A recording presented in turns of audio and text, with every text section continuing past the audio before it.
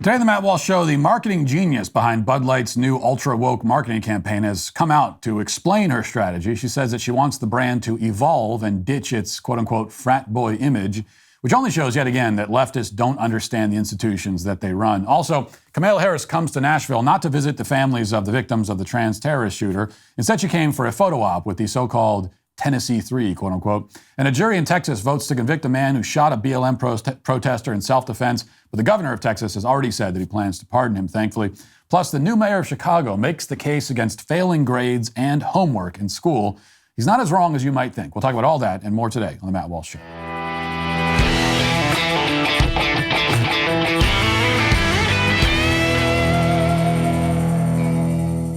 People don't like to talk about death, don't like to think about it. Who does? But that's probably why almost 2/3 of Americans don't have a will.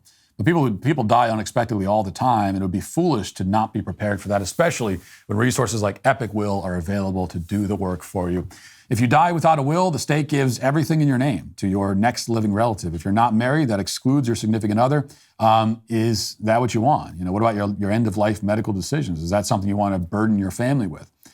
Who do you trust to handle your financial obligations? These are some of the hardest questions we face in life, and Epic Will is here to help you through every step of this process. With Epic Will, you can get it done in as little as 5 minutes for just $119. All you need to do is fill out their step-by-step form, and they'll help you create your last will and testament, your living will, and healthcare power of attorney.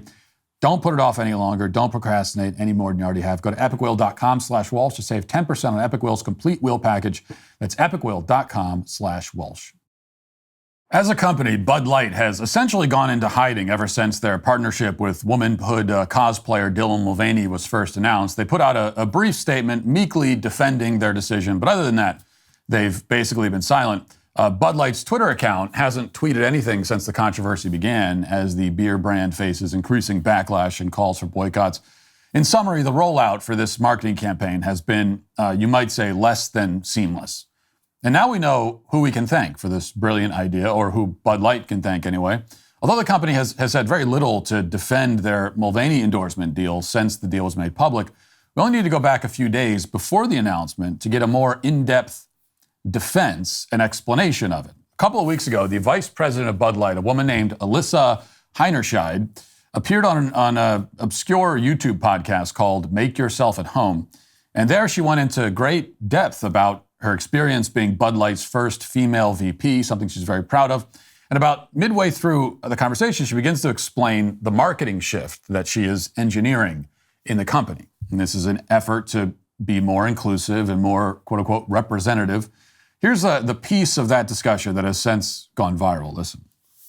I'm a businesswoman. I had a really clear job to do when I took over Bud Light. And it was, this brand is in decline. It's been in decline for a really long time.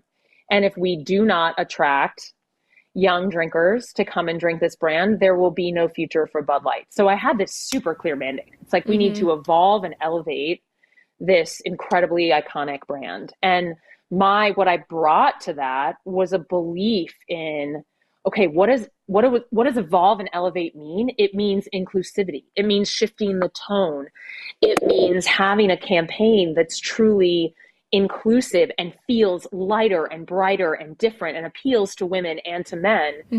And representation is at sort of the heart of evolution. You've got to see people who reflect you in the work. And we had this hangover. I mean, Bud Light had been kind of a brand of fratty, kind of out of touch humor. And it was really important that we had another approach.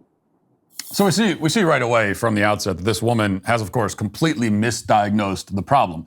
Yes, Bud Light's sales and market share have been declining over the years, but she's somehow determined that the waning interest in the brand is due to its frat boy image. Customers have stopped drinking Bud Light, Alyssa decided, because they're concerned about its toxic masculinity and its insufficient focus on diversity and equity. So she imagines a scenario where the once typical Bud Light drinker is at the liquor store scanning the options at the store of all the different beers, almost reaches for the Bud Light 30-pack, but then pulls back and says to himself, never mind, I'm only buying beer from companies that have displayed an outward commitment to inclusivity and representation. And then she imagines the consumer going up to the cashier and asking where they keep their trans-affirming beverage options.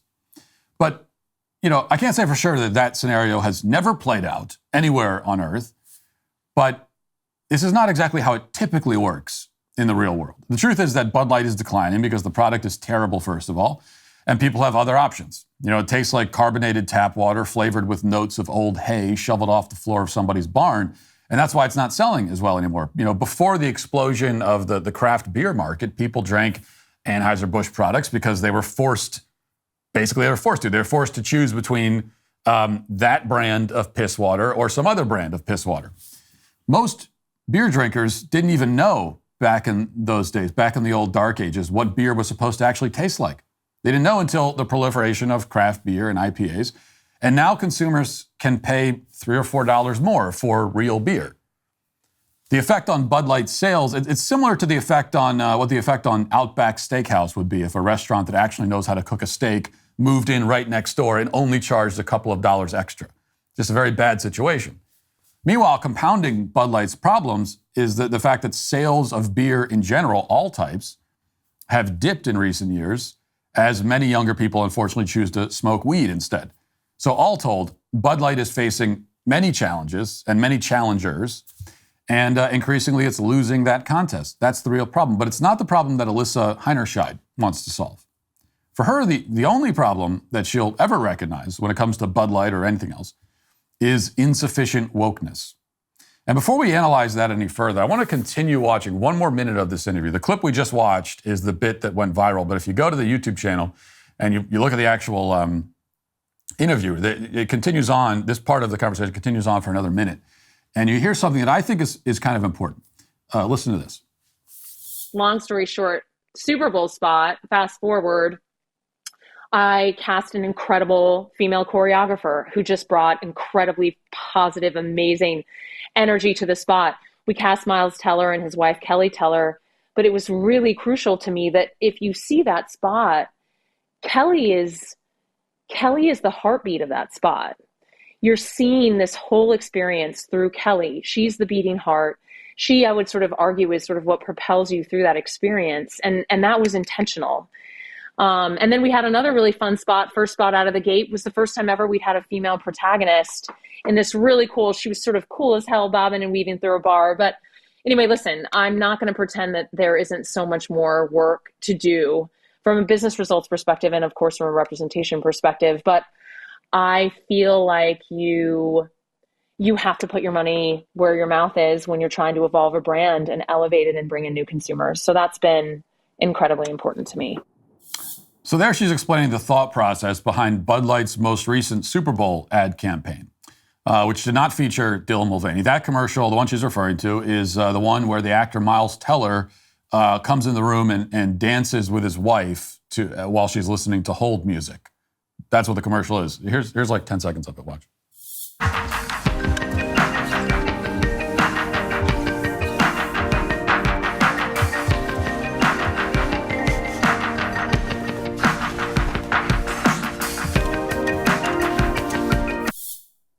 Okay, now, the interesting thing is that if anyone had watched that ad when it first aired and then complained that it was woke, they would have been mocked for it. They would have been treated as a paranoid conspiracy theorist if they had claimed that the Bud Light Super Bowl ad, that one where they're dancing to hold music, had a liberal bias, if anyone had said that. After all, just a commercial with two people dancing in their living rooms. What's woke about that? And yet she proudly admits that she chose that ad because it helps further her agenda to feminize the company and bring it into alignment with her left-wing values. It was just done in that case in a relatively subtle way. And that's always more clever when they make it a little bit more subtle. And that's going to be more, then you have the subtle messaging, which gets into people's minds without them even realizing. But also, they put themselves in a position where if anyone who's slightly perceptive notices what they're doing and says it out loud, everyone else could say, what are you talking about? Don't be ridiculous. There's no agenda here. Except there is. They'll tell you. The Dylan Mulvaney sponsorship was, on the other hand, far less subtle. And now they're paying the price for really just a lack of subtlety, except that from Vice President Alyssa's perspective, they're not paying a price at all because she obviously is not really concerned with Bud Light's health as a company or its sales or its long-term prospects.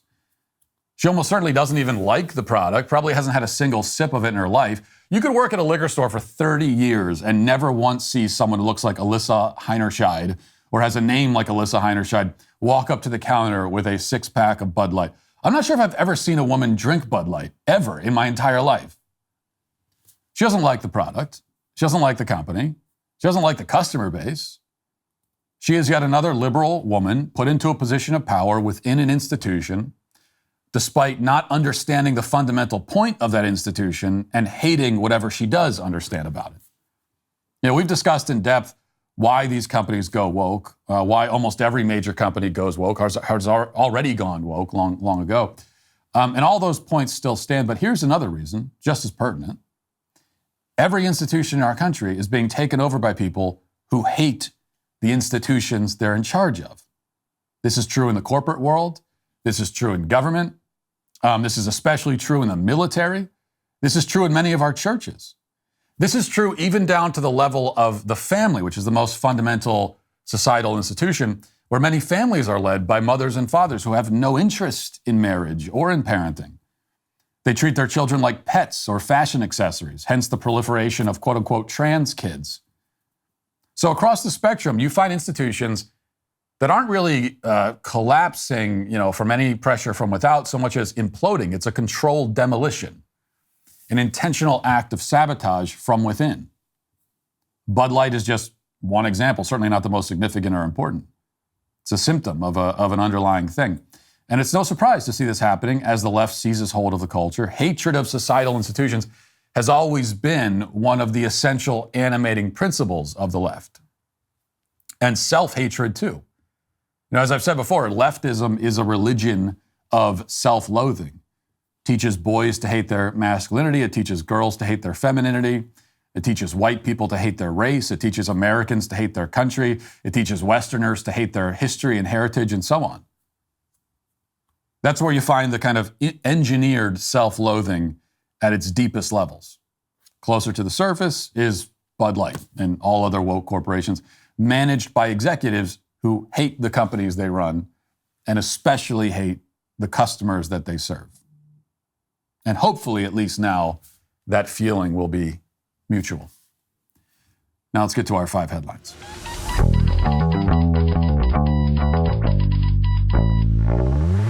You've seen the negative effects inflation has had on the economy as a whole, such as increasing the cost of food, gas, and housing.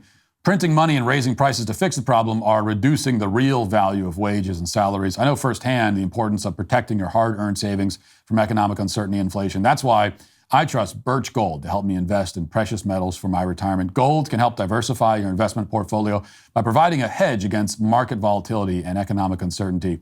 The stock market can be unstable. The value of your investments can fluctuate significantly from day to day or even within the same day. Precious metals will always have inherent value. Gold is a tangible and finite resource uncontrolled by any single government or financial institution. Unlike paper currency, the government can't just print gold whenever it's convenient.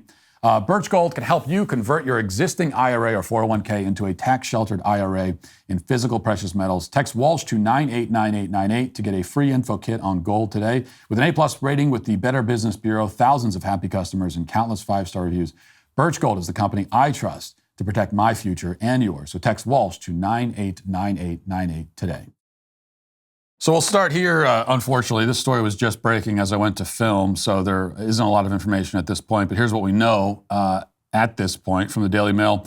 It says 5 people have died and at least 6 others have been wounded, including at least 1 police officer in a shooting outside the Old National Bank in Louisville, Kentucky. It's believed the death toll includes the shooter, who apparently did not steal from the bank. So that wasn't the motive behind the shooting, apparently. In the area of the 300 block of East Main Street in the downtown area of the city, located just hours from Nashville, where a gunman recently opened fire at a Christian school and killed 6 people. Dispatchers heard on the police scanners have indicated that the shooting occurred on the first floor of the building, which is in front of Louisville Slugger Stadium. Metro Police have said that they neutralized the gunman at the bank, where terrified workers tried to shelter inside a vault. Authorities say there is no longer a threat to the public, but are continuing to urge people to avoid the area. So they're saying five people have died, so 11 casualties include wounded, including a police officer. Here's what the police had to say just after the shooting at a press conference. Watch. They've received a report of shots fired and a possible active shooter at 333 East Main Street at the Old National Bank.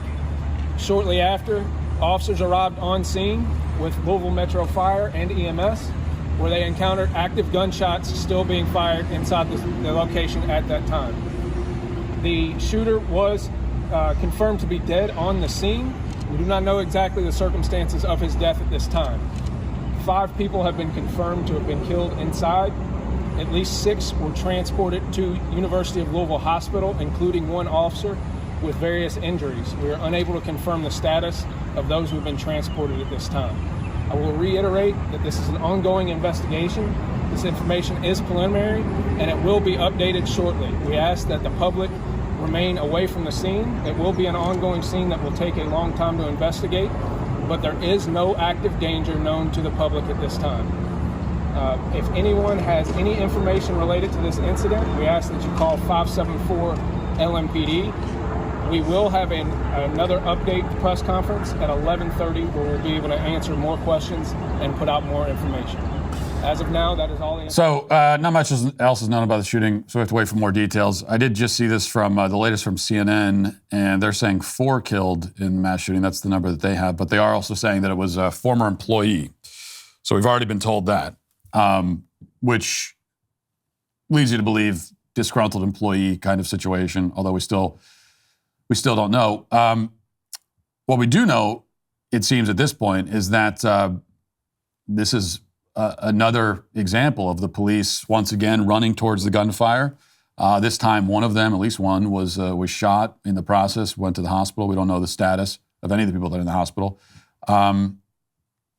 And that's another reason why we can't forget about the people who wanted to defund the police, wanted to make cops into the villains and pariahs in society, are still working on all of those goals.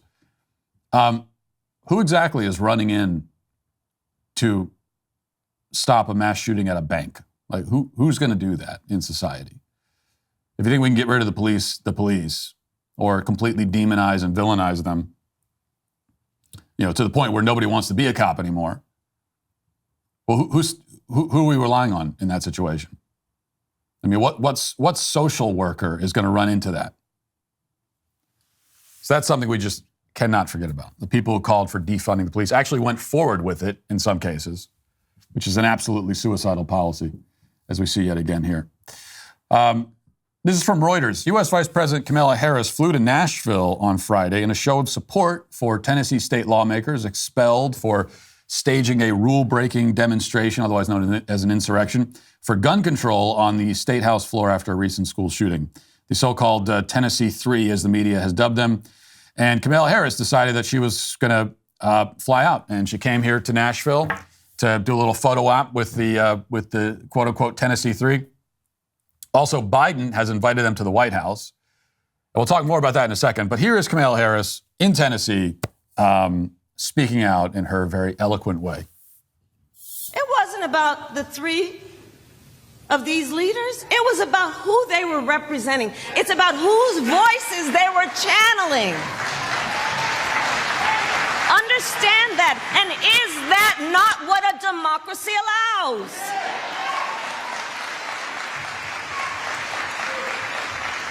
A democracy says you don't silence the people. You do not stifle the people. You don't turn off their microphones when they are speaking about the importance of life and liberty.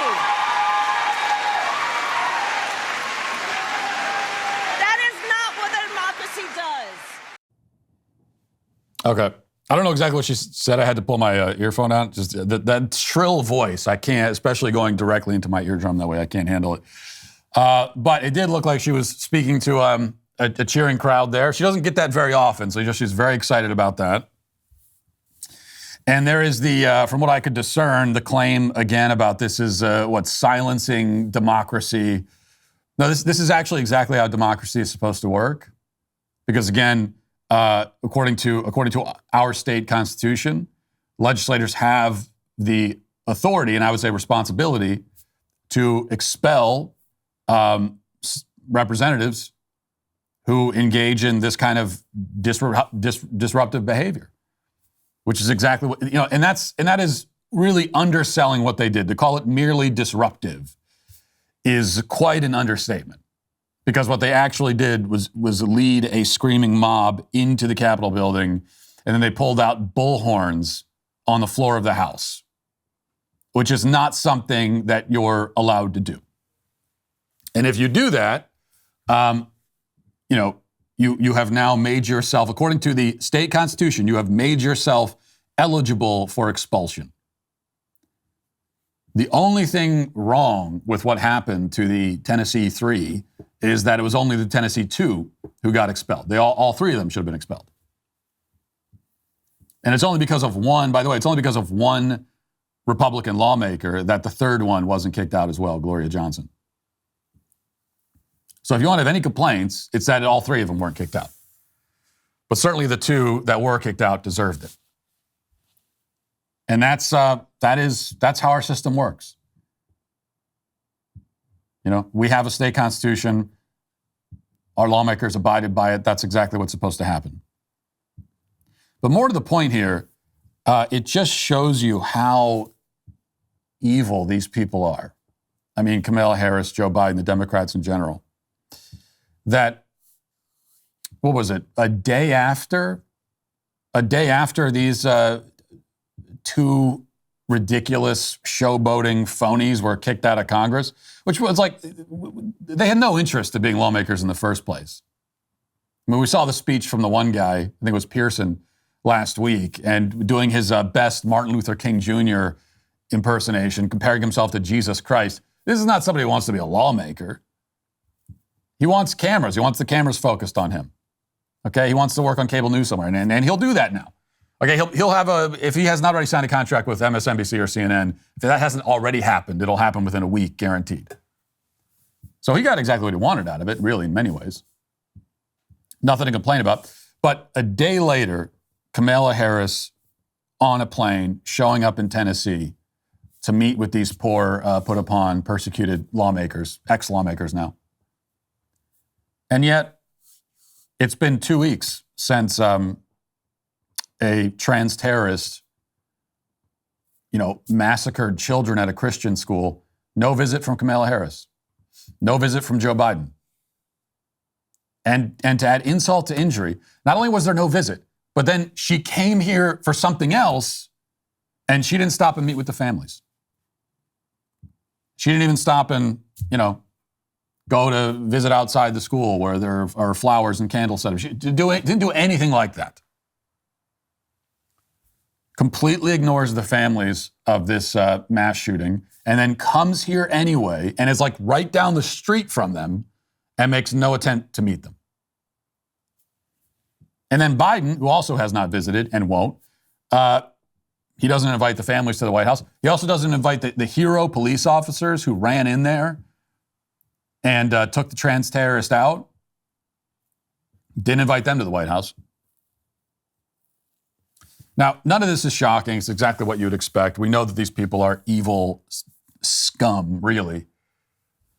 The only thing that's notable about it is just how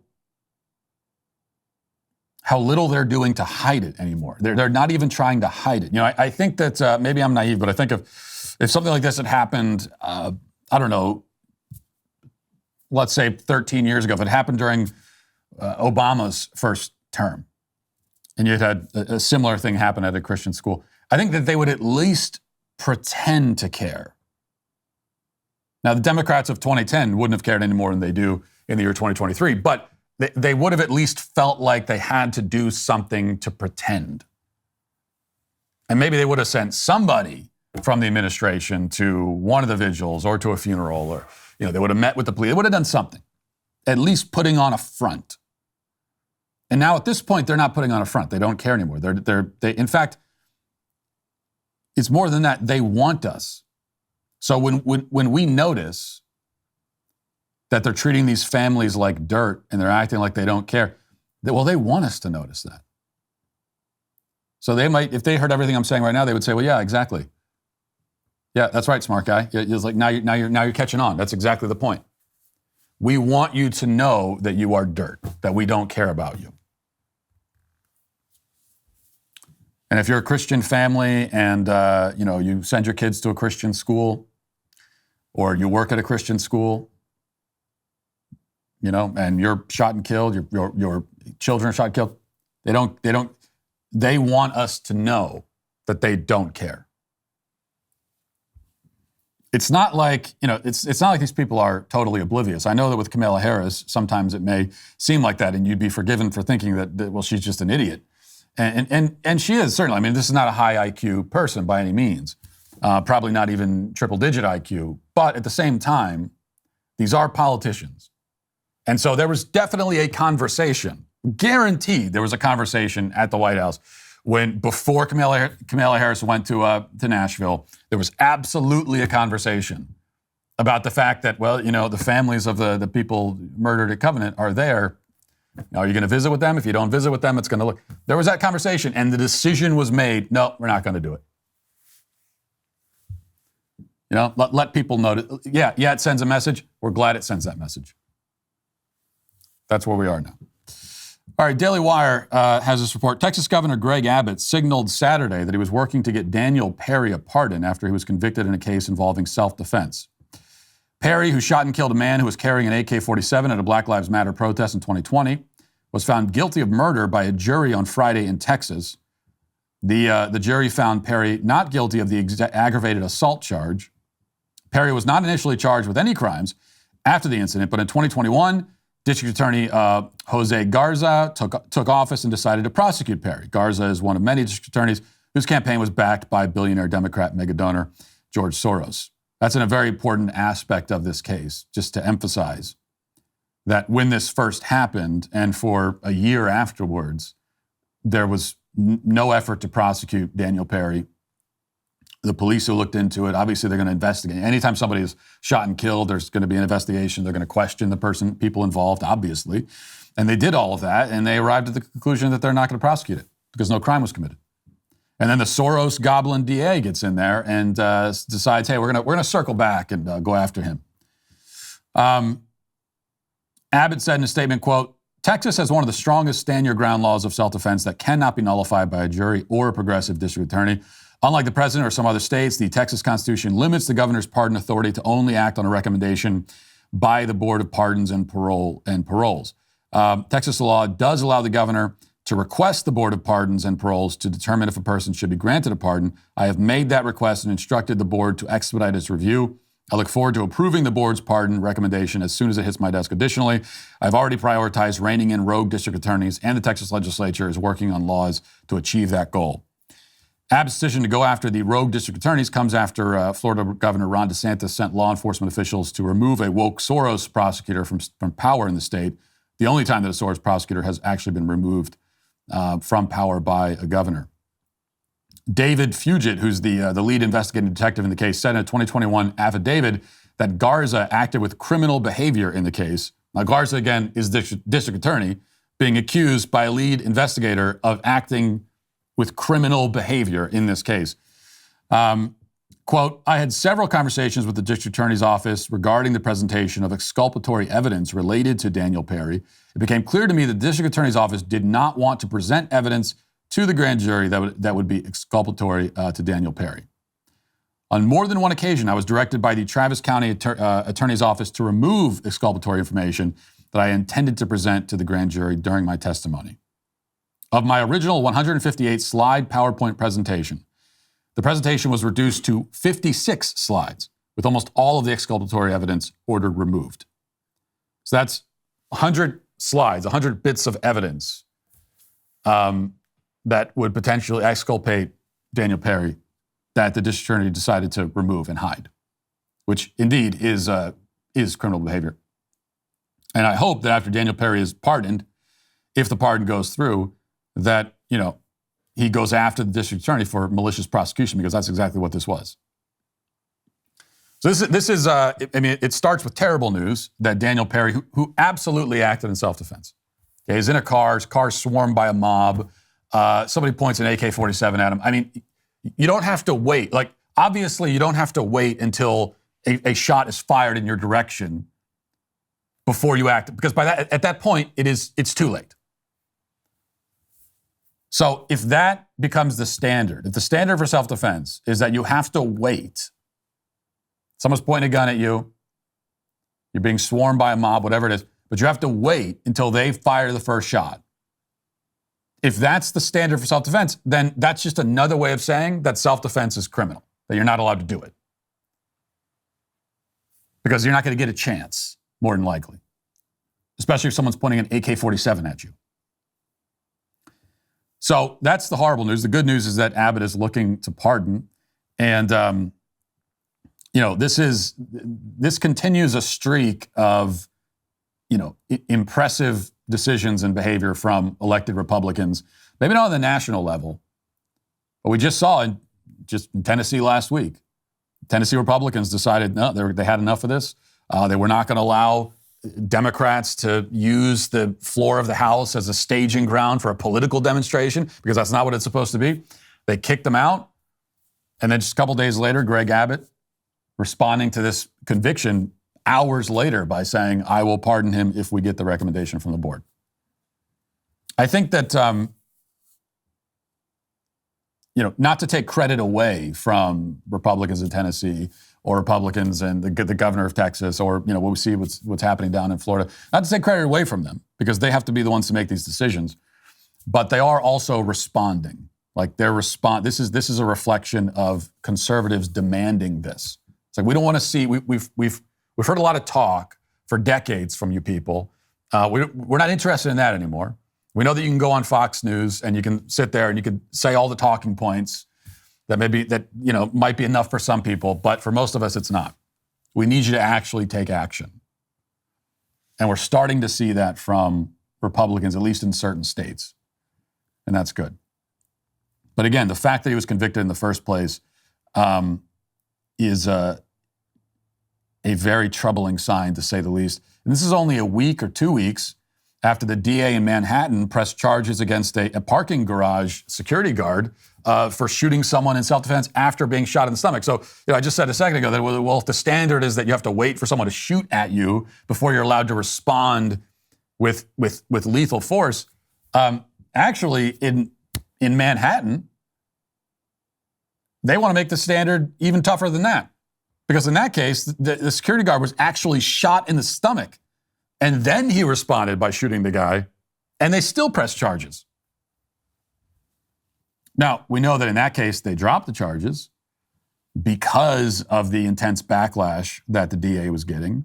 And also, I think because, he has this case against Trump that he's trying to prosecute, and he's a lot more concerned about that. I mean, that's the only thing he really cares about. And so he didn't want any scrutiny that would jeopardize that. And that's what ultimately saved the security guards, saved him in that case. But they wanted to prosecute him for that. In Texas, they want to put this guy in prison for what is a clear-cut case of self-defense. And we know that the goal is to demoralize us as citizens. It's to make us hesitate to defend ourselves, make us vulnerable, make us helpless. Because, they know ultimately that, they want to take all the guns. They want to confiscate our guns. They want to overturn the Second Amendment, essentially. If they could repeal the Second Amendment, they would. And, they want to do that. But they know that they can't. They're not going to be able to do that. They're not going to be able to do even half of what they want to do when it comes to gun control, or even close to half.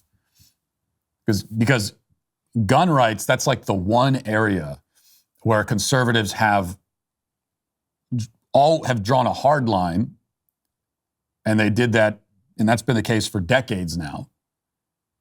Unwavering, unwilling to compromise at all. This is maybe the one area where that's the way conservatives in the mainstream have handled it.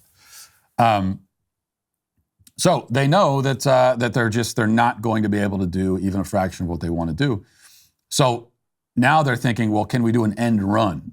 That's what it's going to be. We can't get rid of the Second Amendment. Can we do an end run around it? And one way to do an end run around the Second Amendment is to say, well, sure, you can have your gun, and you can have your right to self-defense. However, if you ever exercise that right, then we're going to destroy your life. So yeah, you have that gun, but just so you know, if you're ever in a position where someone wants to harm you, it's lose-lose.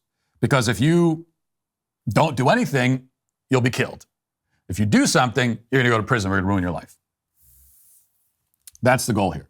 If they can't take the guns away, they can, in their minds anyway, neutralize the fact that people have guns by making them too terrified to use them when the situation calls for it. All right, so this is a video being passed around of the new mayor of Chicago, Brandon Johnson. I think this is video. This is a little bit of an older video. It's from before he was actually elected. But in the video, he's a former teacher, so he's talking about his position against homework and failing grades. So he is opposed to homework. He doesn't think that kids should get failing grades in school. Here he is explaining that. It taught me, though, was pushing to eliminate sort of the standardization of our public schools. My students sometimes would get frustrated. I didn't offer any test prep. Many of my other colleagues were doing it at the time. I was pushing our administration to move away from that. To be quite frank with you, I didn't issue a lot of homework for students. That was my own way of sort of rebelling against the structure. I don't think I ever gave a kid an F. I don't know how a student sits in front of you and fails. I know some professors might find that, it's slightly troubling. So this is being shared mainly from what I can see by people on the right on social media. And another example of crazy, another crazy lefty, doesn't want failing grades in school, doesn't want homework. I actually agree. The thing is, I agree with him partially on this, but for wildly different reasons. So if you were to continue listening to that, you can almost guarantee that before or after that, or both, he's going to make a case that there's inequity in the schools, and a lot of it is racial. It always comes back down to race, and so that's part of the reason why he didn't assign homework. It's going to become a racial thing. It's going to all fit into their narrative of systemic oppression against so-called marginalized people and all the rest of it. I don't agree with that part of it. But the first part I do. For example, homework. I think that there's a very good argument to be made that schools really shouldn't be assigning homework. Because it's one of those things that it only, you hear that, and instinctively, especially if you're conservative, you react against it because it sounds, it's not what we're used to. We're used to, all of us went to school, we all got homework. And so it sounds like if you're saying, well, we shouldn't give homework to kids, that this is more coddling of the younger generation, and we don't want to make them work hard. And again, that might be, for people on the left, when they make this argument, that might be what motivates them. But there is a good argument to be made for getting rid of homework, kind of the absurdity of the concept of homework. And the good argument is that if we're talking about public school, you're sending your kids to this school building for 6 to 7 hours a day or longer, and they're there for 5 days a week, and you got them for 8 to 9 months of the year, if not more. You should be able to educate them and do all of your teaching within those parameters. That's a lot of time. Okay, it's hundreds and hundreds of hours that you have available to you. And you should be able to, so if you find yourself as a teacher needing to assign homework, all that tells me is that there's a lot of time being wasted in class. Because it's actually not, now, if the kids are at school for 6 to 7 hours a day, and they're actually being taught for 6 to 7 hours a day, and that time is being utilized, and they're being educated, then to have additional work to do at home, that is in fact too much. Okay, you don't want a kid, like a 9-year-old kid, shouldn't be working on schoolwork for 10 hours a day. It's too much. It's overload. And you got to give kids some time and space to actually be kids and play and all that. So either it's work overload, but I don't think it's really that. I think it's that so much time is wasted in school. You're not properly utilizing the time. I remember this from when I went to school. It always would, Of course, I was biased. I didn't want to do my homework. And very often I just wouldn't do it anyway, which is why I got terrible grades. But I can remember noticing this even when I was a kid, that it would be very interesting that we would, say we'd go to Spanish class and we'd sit there and we'd spend 3 days watching a movie. And there was that movie Selena with Jennifer Lopez that came out in the late 90s. And we watched that in my Spanish class in 7th grade, like I think 3 times in a year. And so we'd sit there, but this is, you break it up into 45-minute chunks. It's really like 3 days of classes taken up by watching Jennifer Lopez movie. And then after watching the movie, the teacher would say, okay, well, here's your homework for today. Well, this is all work we could have been doing now instead of watching the movie. So you're wasting all this time. And the other thing, too, is that when kids go home, they should be home with their parents. They should be with their families. That is also important. So what the schools try to do, I think this is part of the strategy. They waste a lot of time in school, waste tons of, hours a day. If the kids are there for 6 hours a day, very often 3.5 to 4 hours is a total waste. Busy work, nonsense, all this kind of stuff. But they take up their time with busy work during the day, and then they send them home, and they're still claiming a hold on those kids. The teachers are saying, well, here's all the stuff we need you to do while you're at home. Well, how much time is there for the kids to actually be with their families and be at home? No, the message to the school system should be that this is your time. This is the time we're giving you with our kids. It's a lot of time, okay? 6 hours in a day to teach a child the subjects they need to learn, that's a lot of time. And you should be able to make use of that time. When they come home, they're with us now. That's family time. And you don't get to claim ownership of that time too. So, Brandon Johnson, actually right. Almost right, but for the wrong reasons, as usual. Let's get to the comment section. Daily cancellations are the law and order of the day. We the sweet baby gang. Let me tell you something. The days when skincare was just for women are over. If you're tired of dealing with puffy eye bags, dry skin, and wrinkles, and want to look and feel your best every day, it's time to start taking your skincare routine seriously. By establishing a consistent skincare routine, you can improve the health and appearance of your skin in countless ways. This is why you need to check out our friends at Genucel Skincare. Mark Herman used to be the director of my show back in the day, but I requested he be taken off my show because his face disgusted me. Now he's Candace's director, but try to get back in my good graces. He's been using Genucel's Ultra Retinol to try to make his face less visibly upsetting to me, and he's almost there. There are some things on a face you can't fix, but Genucel can do quite a bit. Genucel's Ultra Retinol is effective in treating acne by unclogging pores, reducing inflammation, and regulating the production of oil. You can also see, you can say goodbye to fine lines, wrinkles, and even those annoying under eye bags. Genucel will have you looking 5, 10, even 15 years younger just in time for warmer weather. Best of all, Genucel guarantees results in as little as 12 hours or your money back. While Mark's face doesn't repulse me anymore, at least not as much, what's done is done. If you really care about someone, you'll make sure they're not disgusting when you look at them. So don't be like Mark. Visit Genucel.com/Walsh to save over 70% off their most popular package, which includes the Ultra Retinol and Dark Spot treatment before it's too late. Every subscription box includes a luxury gift box with 2 free springtime essentials, just in time for warmer weather and free shipping. So go to Genucel.com/Walsh, Genucel.com/Walsh. Before we get to these comments, I need to tell you about something. It's the tragic conclusion to a saga that has unfolded over many months. And I've been putting off, this actually happened a few days ago, I've been putting off telling you. And I don't know how else to say it other than Johnny the Walrus is no more. He has passed away. He has gone to live in the big Arctic Ocean in the sky. He has been destroyed by my own hand, I must say. So here's what happened. As you know, if you've been following this very important story, the most important thing happening in the country for months now, really. I finally succeeded in taking possession of the giant life-sized walrus that was rightfully mine. I brought it home in December, and I think it was, and this giant stuffed walrus sat in our living room. It sat there for a couple of months because there was nowhere else to put it, and because it's so big. And my wife strenuously objected to having a giant stuffed walrus right in our living room. And she said, crazy things like, it's embarrassing when we have guests over, takes up too much space, the joke isn't funny anymore. Like, she kept saying all these things.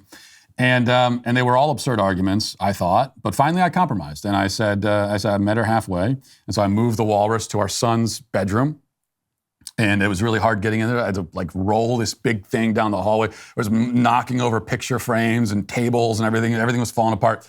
And I got it in the room because I was trying to save Johnny's life. I didn't trust my wife around him anymore. And because she had repeatedly threatened harm against him. And so I moved him because of the threat of domestic violence against my stuffed walrus. But there were more problems because now this huge walrus was taking up my son's room, and two of our boys share a room, and it was taking up the room. They couldn't access their closet because the walrus is in the way, and we couldn't put a dresser in there because there's no room because of the walrus. And so then their stuff was getting thrown all over the floor, and she had a problem with that. And it just became it became a source. My wife and I would have a disagreement about something unrelated to the walrus, and would always go back to the walrus. I would make a good point. She would say, "Oh yeah, well you're the one who brought this walrus home." And it just became this thing. Civil war was threatening to break out in my family. It was tearing us apart at the seams. Johnny the walrus, who had only ever given us love and affection, okay, and frankly a lot of money in book royalties, that sweet, innocent walrus had become a burden on the family, and I was left with no choice. So on Sunday, I did what I had to do. I had to take. I couldn't get him out of the house in one piece, so I had to cut him into pieces to dispose of him. I had to rip out the stuffing, cut off his flippers. I was just about to cut off his head with scissors, and then my 3-year-old daughter comes in and bursts into tears and she says, "What are you doing?" I said, "Well, I have to cut Johnny the Walrus's head off, sweetie." And my other daughter is there, and she said, "You didn't have to put it that way, Dad. It's a little bit harsh." So I had to buy off my daughter by buying her a different but smaller stuffed animal so she'd be okay. Now she's okay with that. And my kids were all like harvesting pieces of Johnny the Walrus. My son wanted his head. One of my kids wanted a flipper. It was a very grim scene, but it was what needed to do. And now he lays in ruins in my garage until trash day, and that's it. That I tried. Okay, I gave it. I fought for this thing. I fought as long as I could. But sometimes a tactical retreat is your only option. It's not a loss. I mean, it is, but this is what we're left with. I brought him out to the garbage, and I wept bitterly. Not outwardly, but deep in my soul, I wept, and I'm still weeping. Jessica Harling says, "The ADHD thing is why I begged my husband to let me homeschool our oldest when he was old enough for kindergarten. I had worked as a preschool teacher and after-school caregiver for years. I was my son's preschool teacher, and I knew from my experience with other kids that the public school would push us to get them diagnosed and drugged. I'd seen it so many times, these little normal kids, mostly boys, zombified by drugs. Thank God my husband disagreed. Now, 16 years later, we found a million reasons why it's so important to homeschool the kids. ADHD was just one of many bullets our family has dodged by homeschooling. Our kids are smart, articulate, well-adjusted, and talented.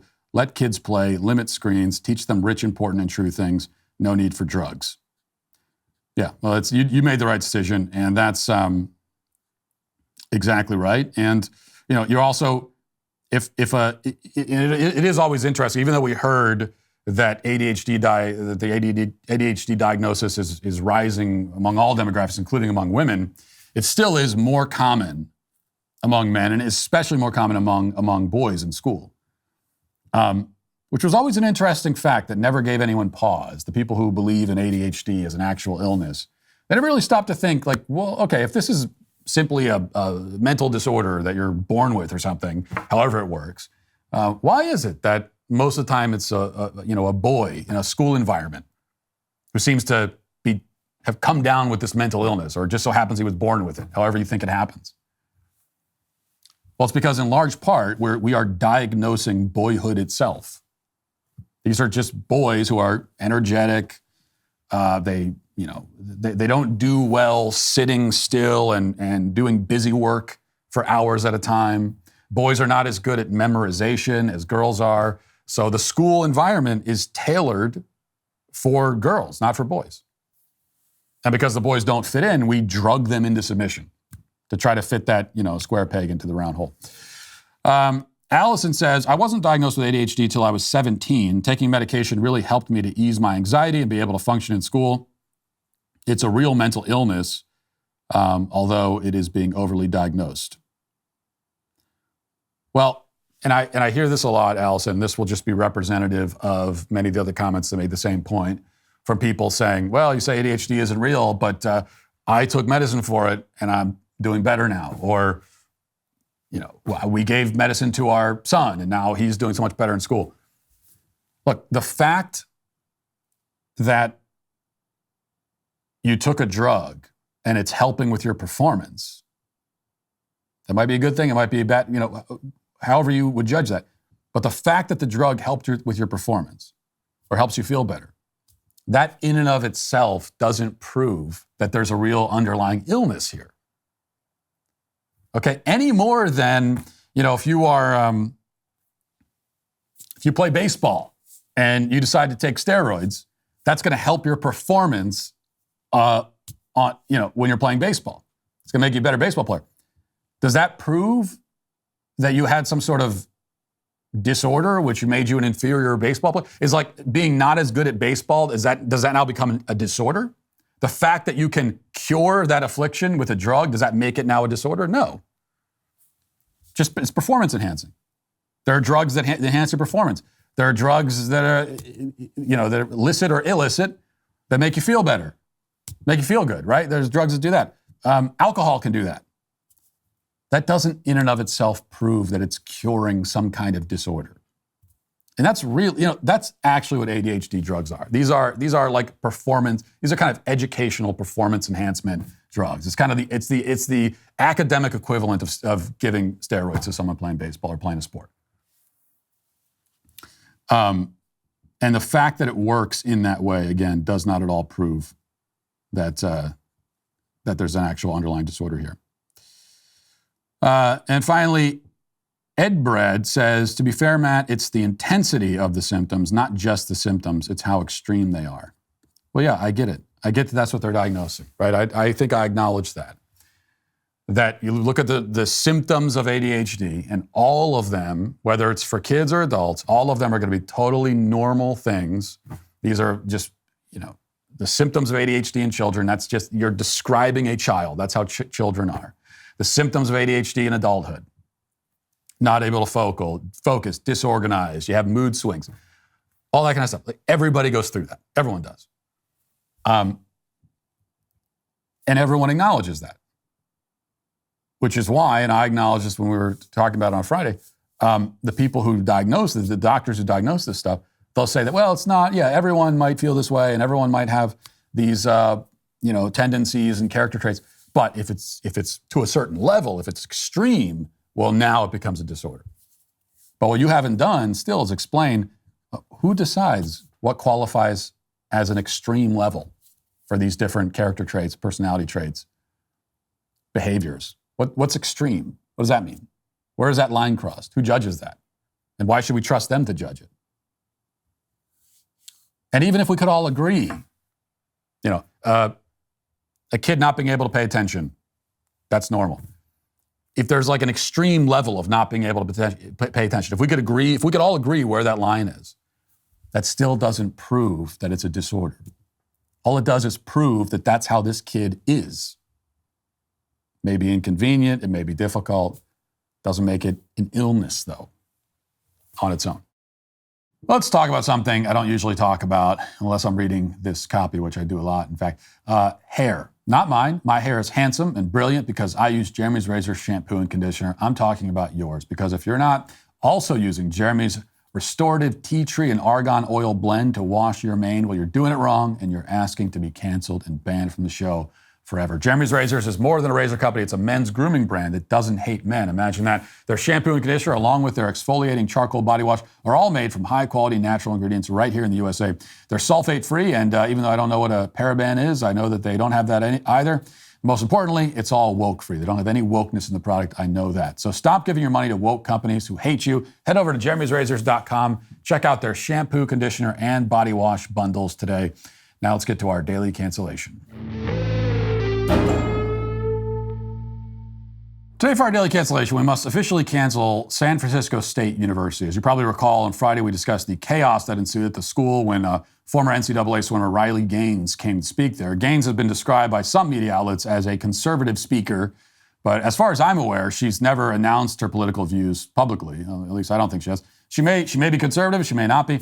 All we know is that she recognizes that men are men, women are women, and she doesn't think men should compete against women in women's sports. If this is a right-wing belief these days, and I suppose by default it is, it's only because the left has entirely succumbed to madness. I mean, now if you recognize that the sky is blue and 2 + 2 = 4, you're automatically a far-right conservative, which is a situation that, as an actual far-right conservative myself, I guess I'm okay with. Because if the left wants to give us exclusive ownership over the most common sense and fact-based observations you can make, then I'll take it, I suppose. Anyway, Gaines spoke at San Francisco State University on Thursday. It wasn't until after her talk that all hell really broke loose. A mob of enraged, frothing at the mouth trans activists assaulted Gaines, chased her down the hallway, forced her to barricade herself in a room for her own safety. And just to review again, if we didn't see this video on Friday, but here's what that looked and sounded like.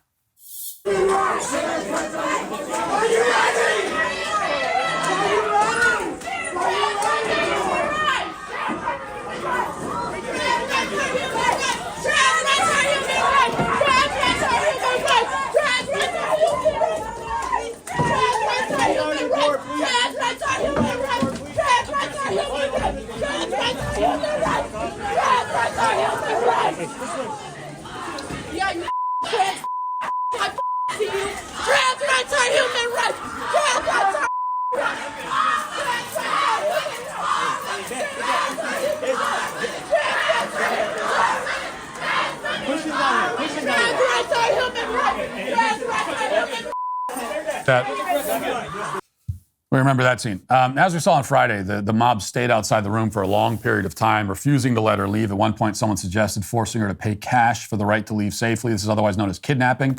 Kidnapping, can be added to the charges of assault, harassment, intimidation, or at least that crime would be added to the charges if there were any charges being filed, if either the university or local law enforcement cared to hold a rabid horde of trans activists accountable, but they don't. Instead, the next day, a woman named Jamila Moore, who's the vice president for student affairs and enrollment management at the school, she sent out an email which makes the mob into both the heroes and the victims of this story, of course. Here's what she said. Quote, "Dear SF State community, today San Francisco State finds itself again at the center of a national discussion regarding freedom of speech and expression. Let me begin by saying clearly, the trans community is welcome and belongs at San Francisco State University. Further, our community fiercely believes in unity, connection, care, and compassion, and we value different ideas, even when they're not our own.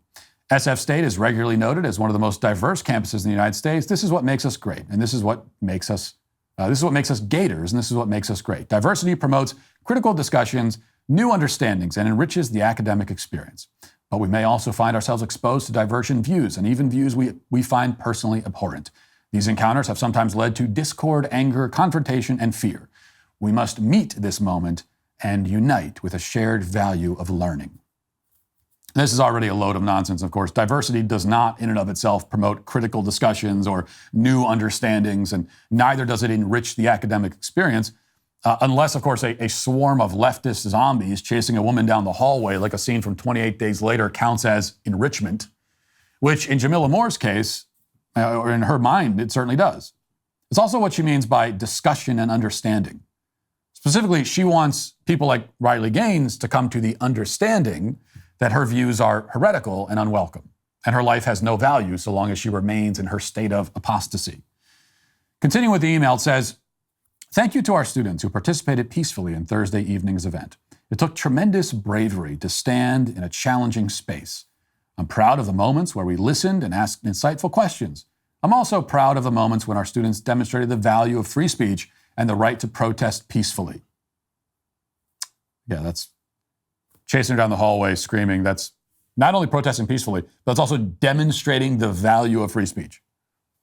We're to come and assault you and try to rip you to shreds if you say something we don't like because we value free speech. Sure. She continues, "These issues do not go away, and these values are very much at our core. This feels difficult because it is difficult. As you reflect, process, and begin to heal, please remember that there are people, resources, and services available and ready to receive our Gator community, including faculty, staff members, coaches, and mentors who are here to support you. Campus resources are also available. Equity and community inclusion, counseling and psychological services, the Dean of Students' Office. The well-being of the SF State campus community remains our priority. Now, it's hard to know where to begin. Once again, we see how the words are violence crew doesn't believe that actual violence is violence, or even that words are violence, depending on what the words are and who they're being said to. You'd think that if any words could be violence, if words could ever qualify as violence in and of themselves, it would be the words that are screamed at a young woman by a slobbering throng of lunatics as she tries to flee afraid for her life. Except in that case, words aren't violence, and actual physical assault isn't violence either.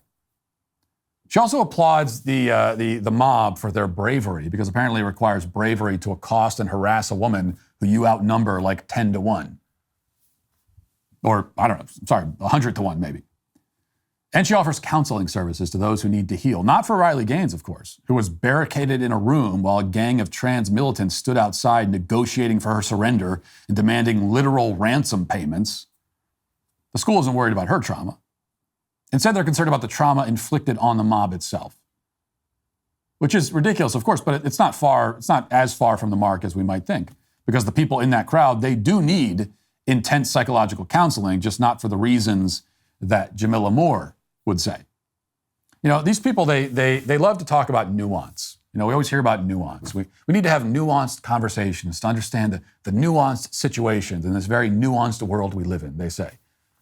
But there could not be, as we see time and time again, and again here, there could not be a less nuanced worldview than modern leftism, which is what you saw in that video. That's what it is. To them, it's all very simple, very black and white, both literally and figuratively. Because if you are the enemy, and Riley Gaines qualifies as the enemy, then everything you do is wrong, everything you say is wrong, and there is nothing anyone could ever do to you, or anything anyone could say to you that would be unjustified or overboard in their mind. Enemies do not deserve to speak, or to live in peace, or to live at all. Their well-being is not taken into consideration unless we're considering how to destroy it, that is. It really is as simple as that. And San Francisco State University could not be clearer about it in their response to this incident. And this is how nearly every university would view this situation, by the way, which is something to keep in mind before enrolling in one of these places or sending your kids there. And it's also why San Francisco State University is today canceled. And that'll do it for the show today, or for this part of the show anyways. We'll go over to the members block and become a member today by using code Walsh at checkout for 2 months free on all annual plans. Hope to see you there. If not, talk to you tomorrow. Godspeed.